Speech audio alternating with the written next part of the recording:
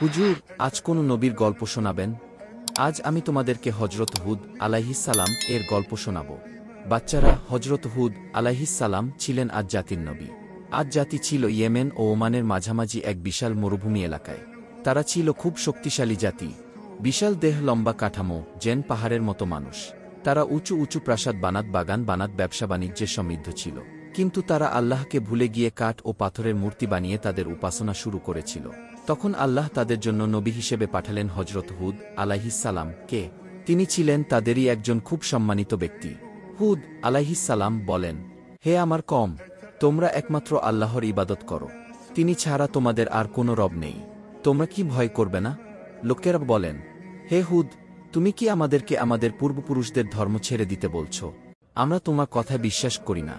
আদ জাতি খুব অহংকারী ছিল। তারা বলতো, আমরা এত শক্তিশালী, এত সম্পদশালী, আমাদের মতো শক্তিশালী কে আছে পৃথিবীতে? কিন্তু তারা ভুলে গিয়েছিল যে আল্লাহই তাদের সৃষ্টি করেছেন এবং তিনি চাইলে মুহূর্তেই তাদের ধ্বংস করতে পারেন। হুদ আলাইহিসসালাম ধৈর্যের সঙ্গে বারবার তাদেরকে আল্লাহর পথে ডাকলেন। তিনি বলতেন, হে আমার কওম, তোমরা আল্লাহর কাছে ক্ষমা চাও। তিনি তোমাদের জন্য আসমান থেকে বৃষ্টি দেবেন, সম্পদ দেবেন, শক্তি দেবেন, কিন্তু তার সাথে কাউকে শরিক করো না। কিন্তু অধিকাংশ লোক তার কথা শুনল না, বরং তাকে মিথ্যাবাদী বলল।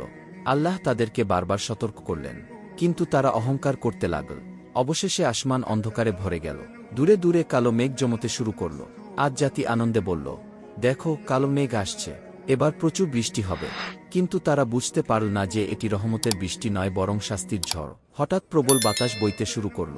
সেই বাতাস ছিল ভীষণ ঠান্ডা আর ভয়ঙ্কর। দিনের পর দিন, রাতের পর রাত ঝড় বয়ে গেল।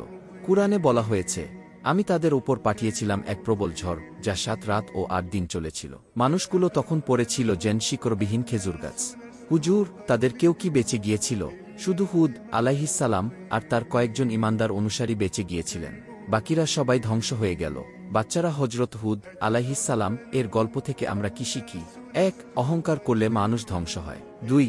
আল্লাহকে ভুলে গিয়ে যত ধনসম্পদই থাকুক কিছুই কাজে আসে না। 3. ধৈর্য ধরে আল্লাহর পথে ডাকতে হয়, যেমন হুদ আলাইহিসসালাম ডাকতেন।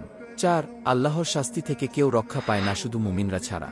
হুজুর, আমি বুঝতে পেরেছি, ধনসম্পদ দিয়ে নয়, ঈমান দিয়েই মানুষ মহান হয়। শাবাশ, এটাই নবীদের কাহিনীর আসল শিক্ষা।